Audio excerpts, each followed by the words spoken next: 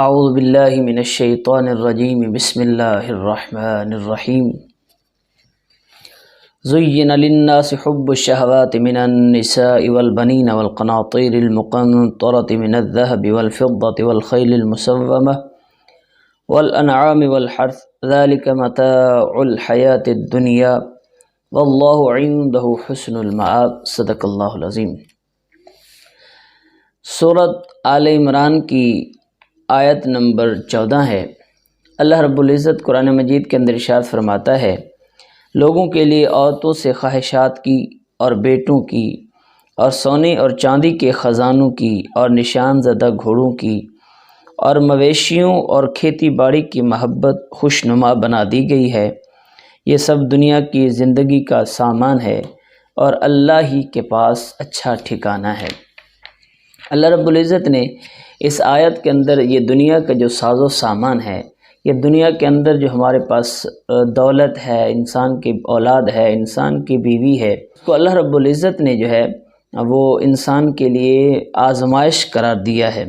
اور اس کو آزمائش اللہ رب العزت نے کیوں بنایا ہے؟ اللہ رب العزت سورۃ الکہف کی آیت نمبر 7 کے اندر ارشاد فرماتا ہے، اِنَّا جَعَلْنَا مَا عَلَى الْأَرْضِ زِينَةً لَهَا لِنَبْلُوَهُمْ أَيُّهُمْ أَحْسَنُ عَمَلًا۔ اللہ رب العزت ارشاد فرماتا ہے کہ اس دنیا کے اندر جو کچھ بھی ہے، ہم نے اس کو مزین اس لیے کیا ہے تاکہ ہم دیکھیں کہ ان میں سے کون ہے جو اچھے عمل کرتا ہے۔ اسی طرح سورۃ الانعام کی آیت نمبر 108 کے اندر ارشاد فرماتا ہے،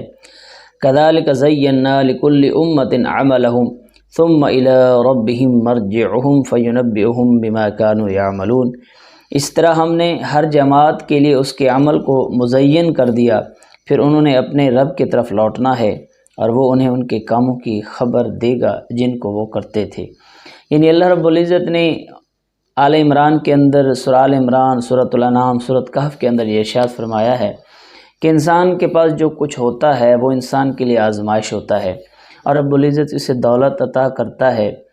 آیا کہ اس دولت کے چکر کے اندر یہ اللہ کو فراموش کر دیتا ہے یا اللہ رب العزت کے احکامات کی پیروی کرتا ہے؟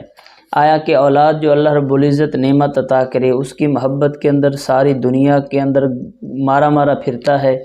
اور ان کے لیے مال اور دولت جمع کرنے کے لیے نہیں دیکھتا کہ میں حلال کماتا ہوں حرام کماتا ہوں،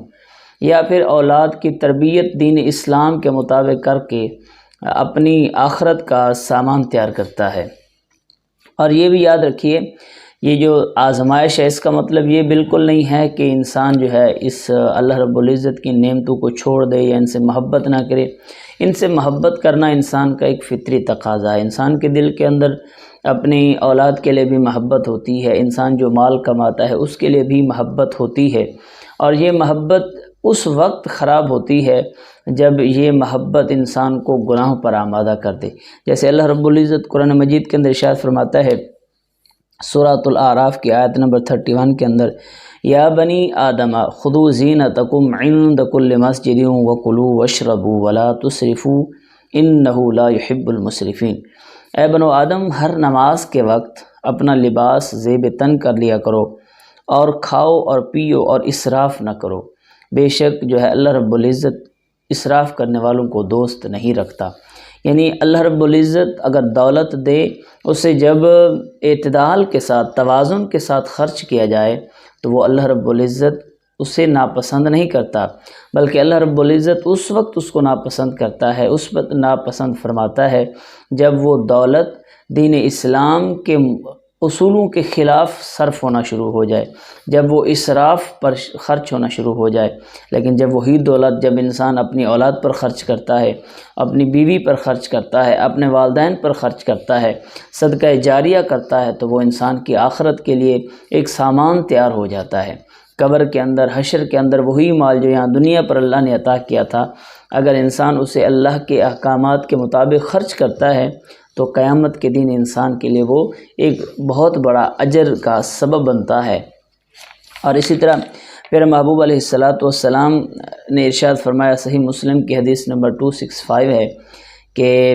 جس شخص کے دل کے اندر ذرہ برابر بھی تکبر ہوگا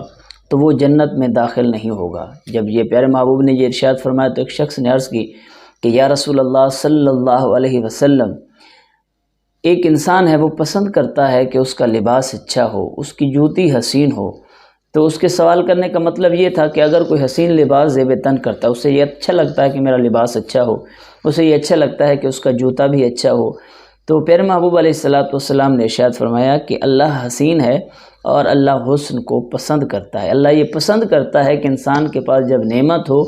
تو وہ اچھا لباس زیب تن کرے، اللہ اسے پسند کرتا ہے۔ اور ساتھ میں تکبر کی تعریف بھی کر دی۔ ارشاد فرمایا تکبر کیا ہے؟ حق کا انکار کرنا ہے اور لوگوں کو اپنے سے حقیر جاننا۔ جب انسان میں یہ خصلت آ جائے کہ وہ لوگوں کے حقوق ادا نہیں کر رہا، لوگوں کے حق کا انکار کر رہا ہے یا لوگوں کو اپنے سے حقیر جان رہا ہے، تو وہ سمجھے کہ وہ اب جو ہے دین اسلام کے اصولوں سے ہٹ چکا ہے، اب اس کے لیے یہ مال اور دولت آزمائش بن چکی ہے۔ لیکن اگر وہ اللہ رب العزت کے مال کو اپنی ذات پر اصولوں کے مطابق اسراف نہیں کرتا، جتنی ضرورت ہے وہاں پر اتنا خرچ کرتا ہے، تو یہ اللہ رب العزت اس حسن کو پسند کرتا ہے۔